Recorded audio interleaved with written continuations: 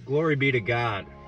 Chosen ones, I'm going to speak on something I'm going through that I know a lot of you are going through or have went through, and you need this as confirmation.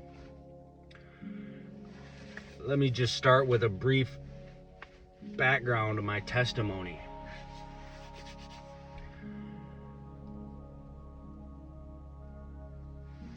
I grew up prioritizing sports and my athleticism. I was obsessed with all things sports. I loved football, hockey. Those were my main two. Basketball, baseball, golf, soccer. It was a year-round thing. I was constantly busy. And I have some natural gifted abilities in the competitive realm of sports.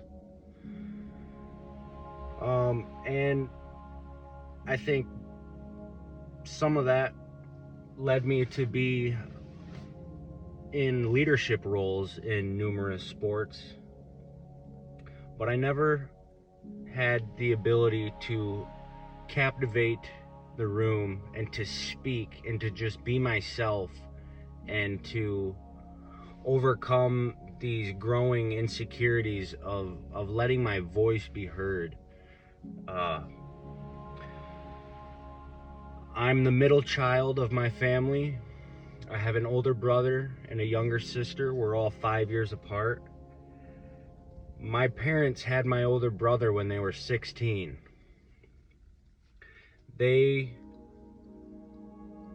And I was born, my parents were born and raised in Flint, Michigan.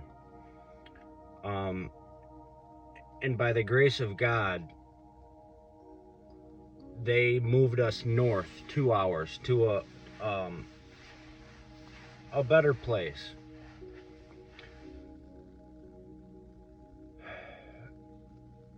Prior to moving up north, they had gotten us involved in the church.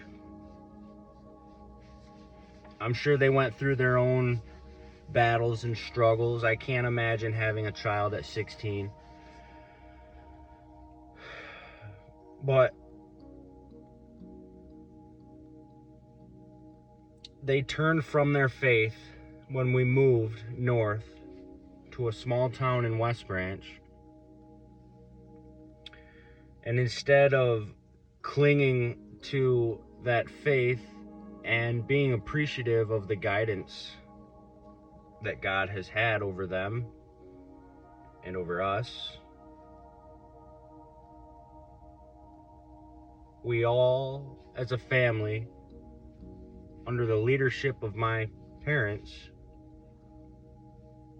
focused mainly on fitting in and getting acclimated to our new sport teams and being admired and fitting in and becoming very worldly.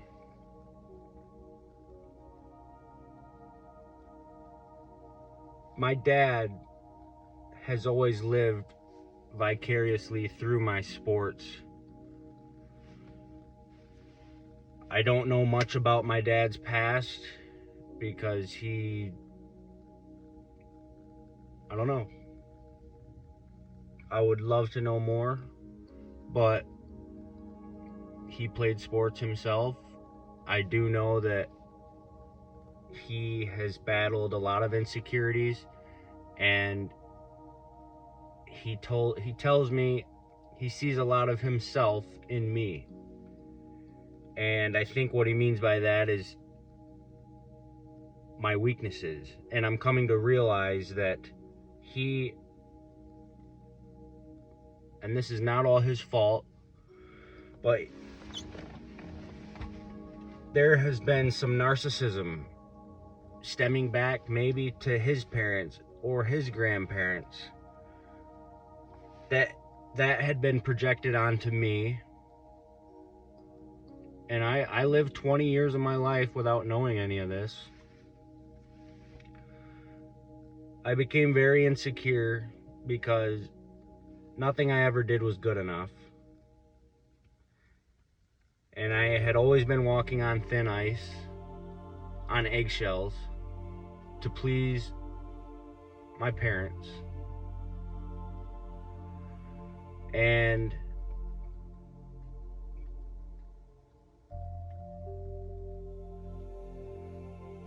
they needed me to succeed so that they could look good.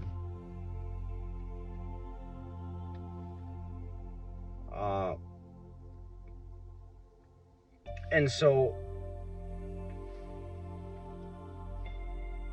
20 years later, let me just say, we've always been lukewarm Christians. We've never understood it. I don't know if my parents have met God like I have, but they've obviously turned away, and their actions show it. But I surrendered my life to the Lord last year, 11 months ago, after overcoming several different narcissistic, abusive relationships, friendships, girlfriends, exes, parents, extended family. People have always seen the greatness in me, and they've suppressed. They have not. I've never been added to. I've always been held down.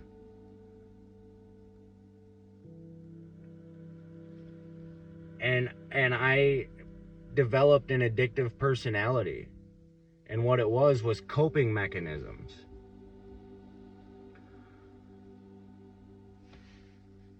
It was sports, and then it was video game addiction, like very, very bad. I'm talking like 10 hours a day, every day, for several years, glued to the television. Anything I set my mind to, I become really good at. Like I was like doing it competitively, like in the bracket of competing for money in like game battles and registered online and things like that. I put a ridiculous amount of hours in on Modern Warfare 2. And my video game addiction was very bad. It stole like 10 years of my life. And the negative impact showed. It did not help my insecurities, my ability to speak and communicate. Well, I eventually, and mind you, I'm still upholding this leadership role in all of these sports, but I'm addicted to video games at this point. I get to high school. I had a couple girlfriends, but I've always been very shy to everyone, and people, the best of them, the worldly ones, would be attracted to me, and it was a blessing but a curse. And I'll just say right now, I wouldn't trade anything. What the heck?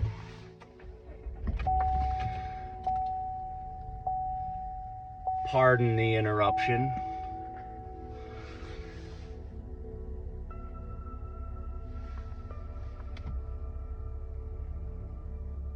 The lighting's gonna be off in this video, but there we go. So, quarterback of the football team, center of the hockey team, starting player of all these other sports, but I'm shy. But everyone knows me by my athleticism and my popularity. And deep inside of me, I'm so scared and timid and insecure to even speak and be myself.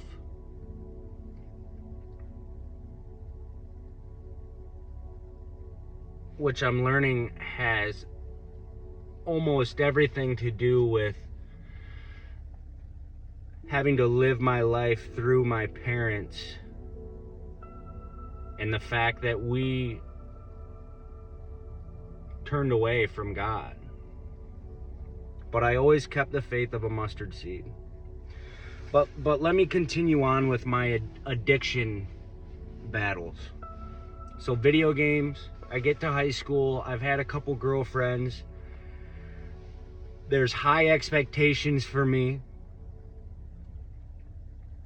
But my dad, incapable of having meaningful, deep, uncomfortable conversations that I wish I could have had, that if and when I have a family of my own, I will prioritize that kind of thing. I'm not saying I despise my parents at all.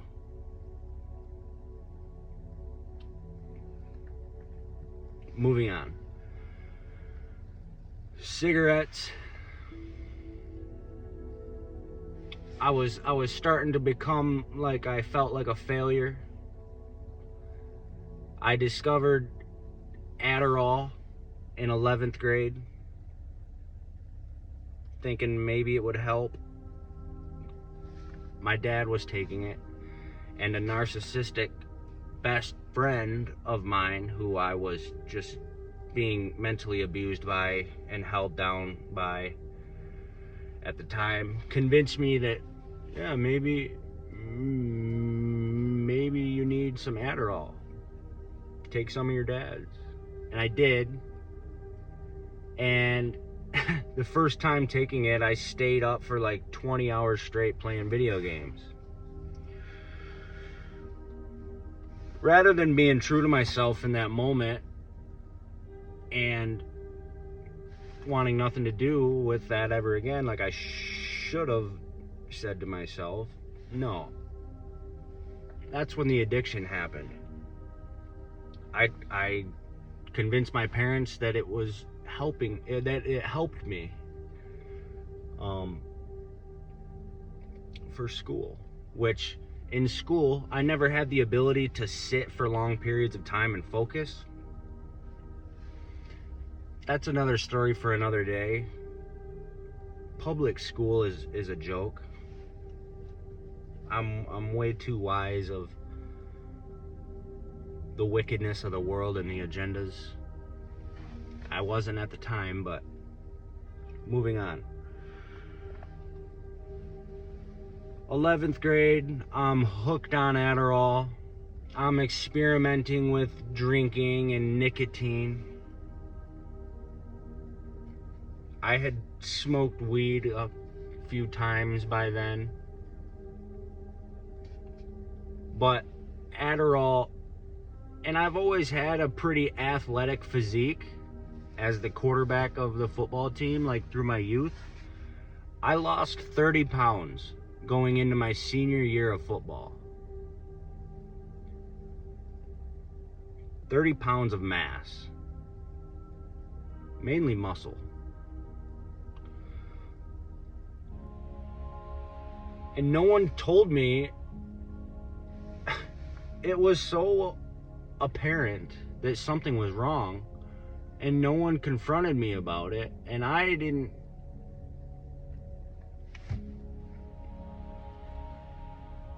Now I understand why football coaches did what they did. And anyways, I had lived my whole life, all I knew was sports.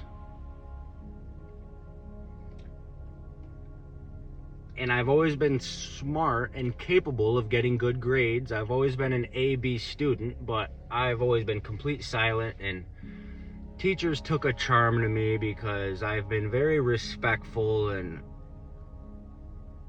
all the chaotic class clowns loved me, and I was like I'm the chosen one, and I never knew it.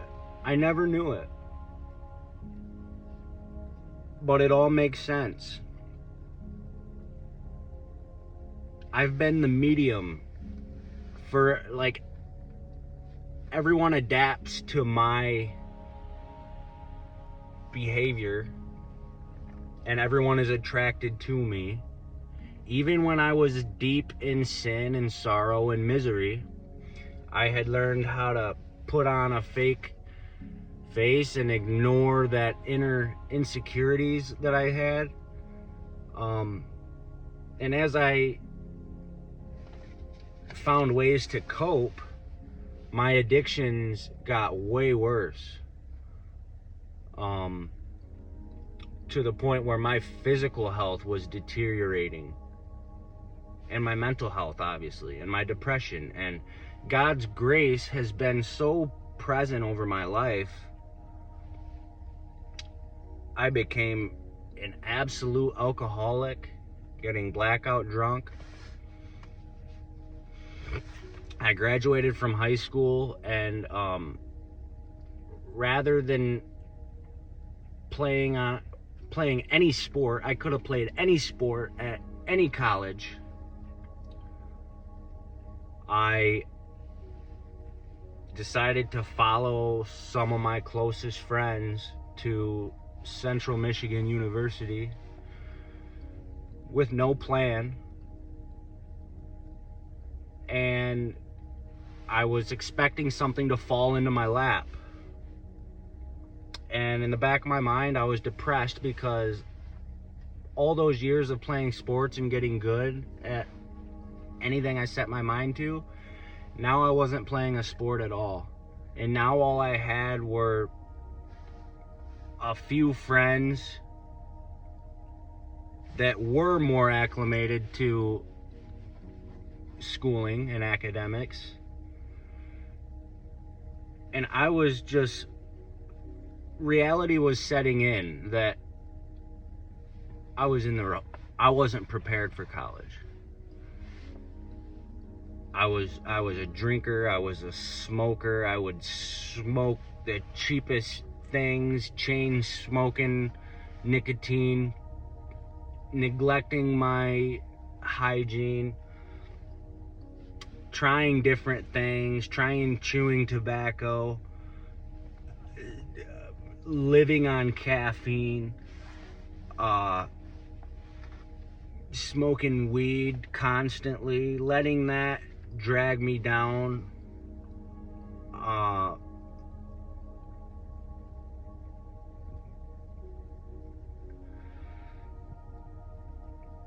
masturbation, pornography. I was a dopamine addict.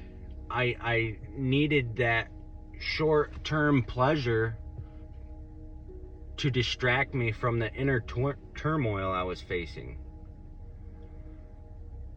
And so God was trying to wake me up way sooner than I did by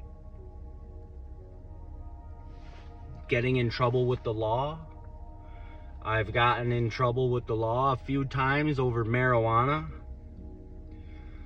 And all of this had to do with the wrong people being around me and me being in the wrong situation and just like not being strong enough to get myself out of it, not being strong enough to face myself. I got a DUI at the age of 20, which I had been stopped by the cops like a handful of times prior to that with a warning with alcohol in my system. So God's grace, God has given me so many attempts to get my life straight.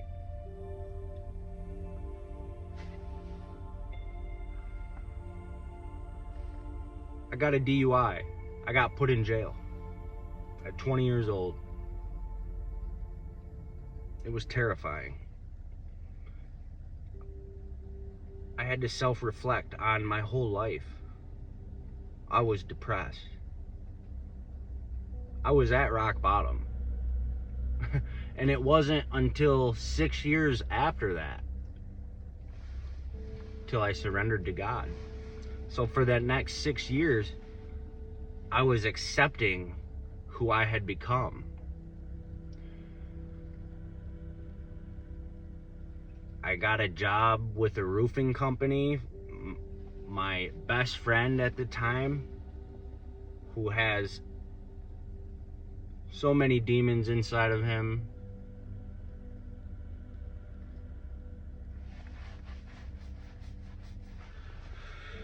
I worked with him.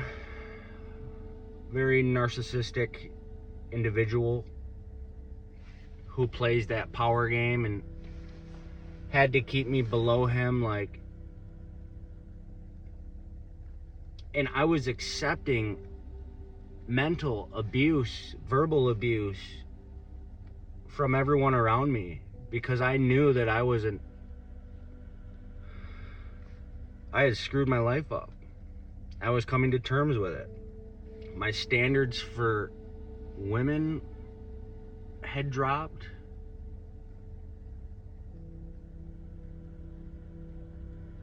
I was back in the shadows, like watching everyone else's success that I once was, in the same playing field with. And I was just depressed. And I didn't want anyone to know that. So I became friends with the demons. Became friends with coping mechanisms, addiction. Rarely was I ever sober.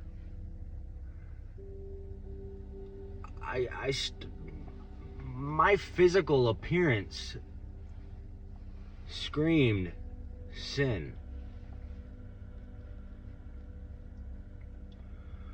I was on the fast track to not only spiritual death, but physical death.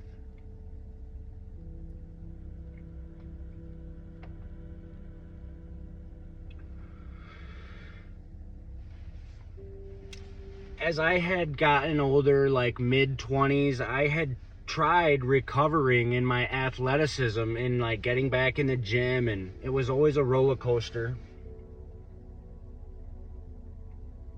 And at times where I was up here, I'd start to feel good about myself, but it would eventually come crashing down, and I wasn't rooted in anything, I still felt like a failure. All I had going for me when I was at my best through these roller coasters, all I had going for me then was a recovery of my physical appearance. I wasn't getting any smarter. I wasn't getting any more respect from others. I was still getting abused by the narcissist.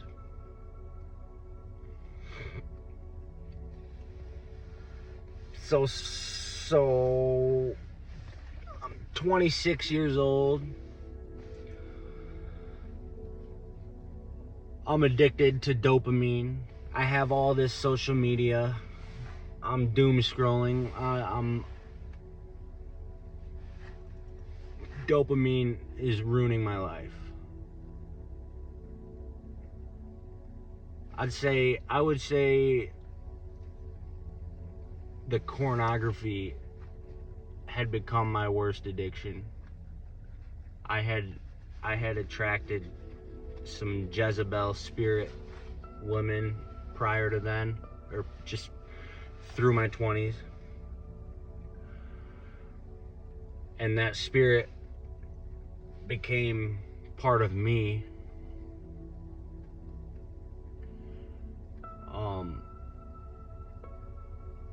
Somewhere along the journey, I became aware of the lies of the world. I became a conspiracy theorist, which was my biggest hobby.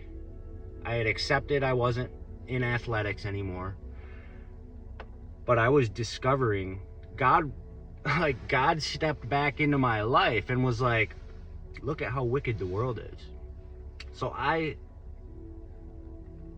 was in college, from like 20 to 26. I spent 6 years of daily and hourly, nonstop truth seeking. And although I was having all these discoveries of what the world truly is, I wasn't turning and surrendering to Jesus, to God. But that whole time, he was orchestrating my way out. So last year, we're approaching Halloween, and we had went on a family trip to Nashville, Tennessee for my sister's 21st birthday. And I was very conspiracy. I knew, like, we're surrounded, like, this is Satan's world, right? God's in control and Jesus is the way out. And glory to him for setting me free, but I'm getting there. We're in Nashville. The whole family's just, selfies, more concerned about the outside world and their following and getting clout from the situation, and drinking and smoking and just having a good time. And me too as well. I was blackout drunk, and when I wasn't, I was concerned for my family. And that Nashville trip was the start of my awakening. And I say it was the start because I finally started reflecting on my youth. Like my youth way back, when things were like before I started getting influenced, and before I started becoming so insecure, and before I had these responsibilities, and when I was just pure and innocent, when the whole family had more circulating love. And I was just like, man, we're in Nashville. I know more truth than the whole family. And I'm sitting here watching all of us self-destruct. And it just doesn't feel right. And it was so depressing in that moment. And it was God and Satan fighting over my soul. But it was... God is always victorious. So I was depressed. That whole trip was very dark for me.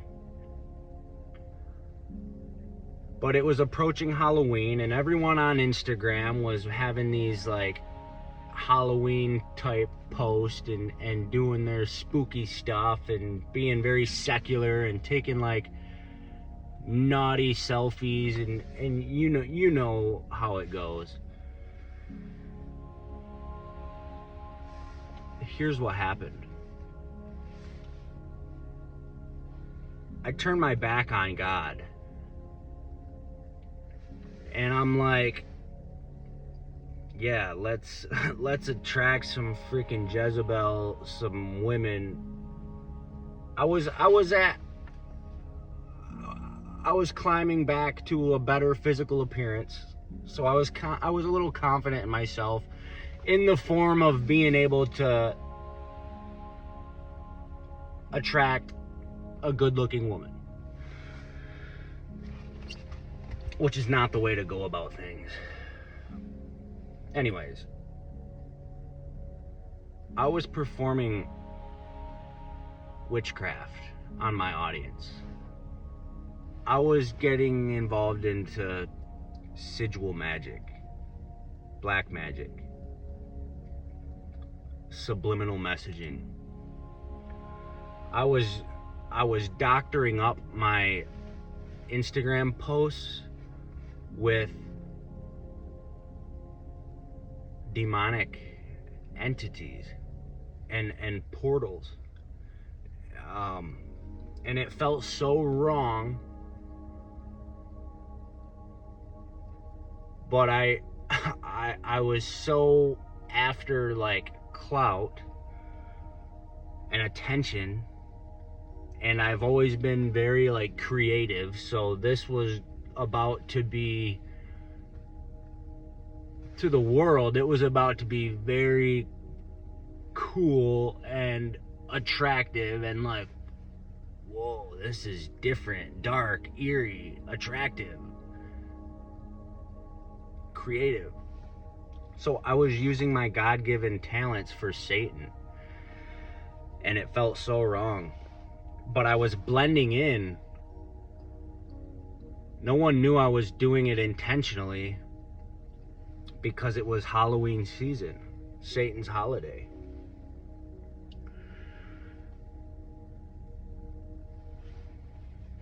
I posted, and mind you, it was like 1 month prior to Halloween, which, question yourself, why does it seem like the Halloween season is the longest season these days? Because this is Satan's world. So there's a month going on of me playing this witchcraft game, but knowing in the back of my mind that like God is gonna be pissed off at me. Well, Halloween day approaches, and I had really just hindered my soul.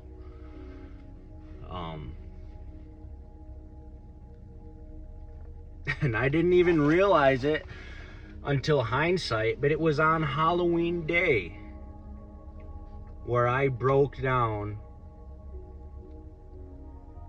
and questioned my whole life and existence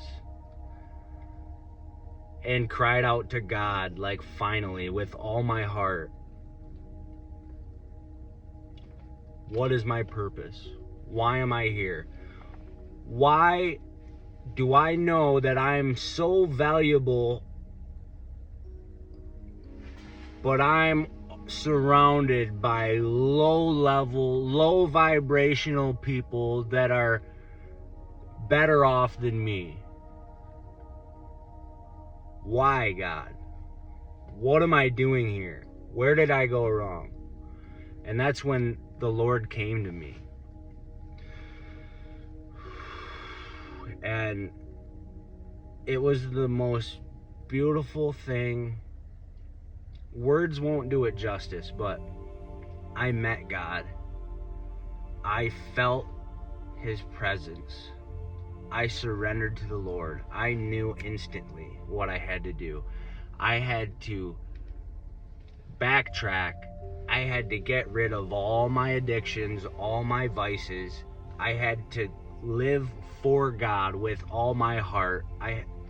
I was like, okay, I have nothing to lose. I'm all in.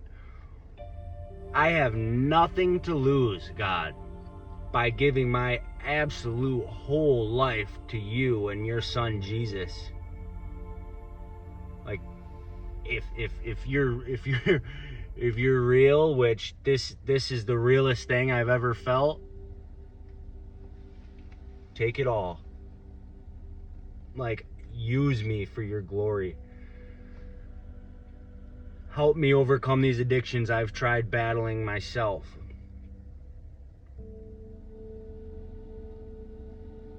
And that was the beginning to freedom. That was the best day of my life. That right there, on Halloween day,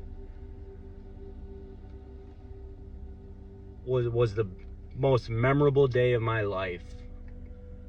And Satan tried to tempt me within 2 minutes of me surrendering to the Lord by using a weak vessel to offer me weed out of nowhere. This person came out of nowhere. I'm like, no, I'm good. And everything has been uphill from there. But I'd like to say it's not a walk in the park. Every level you achieve comes new devils. And I'm at the point where my whole family is being used by Satan to try to guilt me for walking in my purpose. I surrendered my life to God. Without this happening in my life, the whole family would be lost and going astray. And I chose God. And I am letting him transform me. I've cut all the addictions through God's help by surrendering it to God. Finally, I'm free of all of the chains. But now, narcissism runs in the family. And I never knew that until within the past couple months. And it's gotten stronger. And again, I'll say I love my family. I love my parents. I love my siblings. But they are extremely envious of my freedom. Not only that, they're making me feel terrible.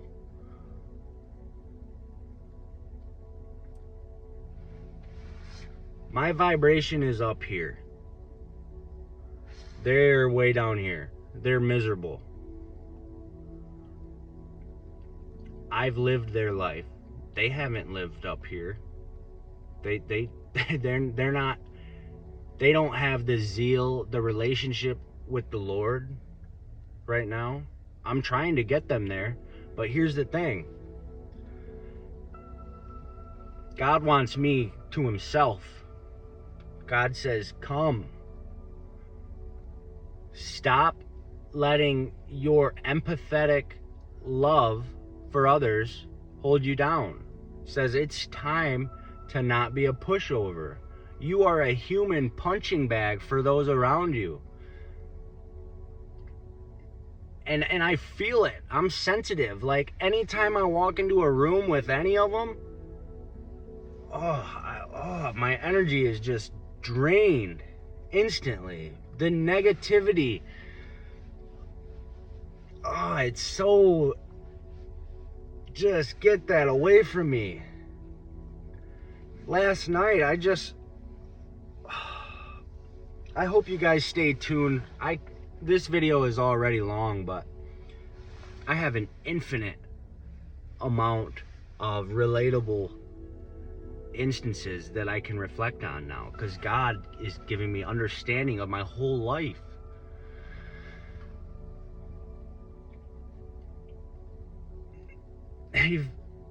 They know that I'm breaking free, and I've given all my responsibilities to the Lord, and I'm living with less intentionally to have freedom. And they're projecting every negative thought that they have about themselves onto me. The demons inside of them are fighting with everything they have. So I have to do what I have to do. I have to obey God and let him have me to himself for a season. I don't know how long, but I can't grow and reach those next levels of blessings until I do that. It's impossible. God's sitting there with his arms crossed like this. What are you doing? You are failing this test. Don't worry about your family's negative. Every negative emotion they're putting onto you. It's like you know what to do. Your heart's too big. He says there comes a time when you have to. You're not a yes man for everybody. You can't save everybody. You can't force anyone to be saved. They want you to conform to their misery.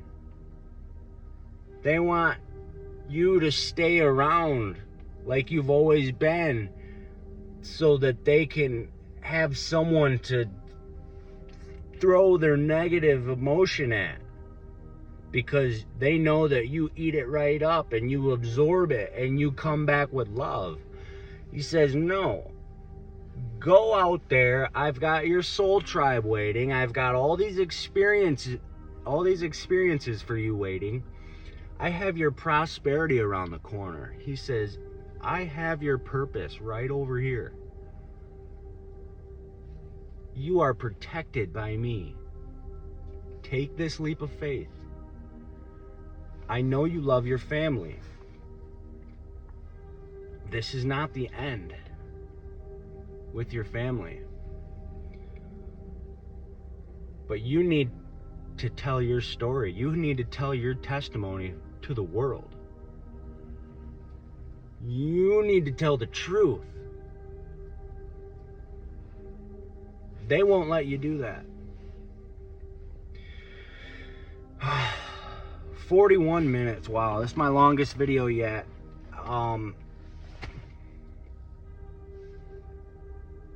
If you made it this far, please consider supporting me on this new journey I'm about to go on. I'm about to leave the country with no money, because God wants me to. So you could Venmo me. I will put the link right here and after the video. I would greatly appreciate that kind of love, and I'll give you a shout out. And I believe if you were to support me in that way, that God would bless you in return. If you're not interested in that, I would love for you to like this video, possibly share it, throw something in the comments, because all of that helps me to get boosted in the algorithm. And yeah, I hope you guys stick around for the journey.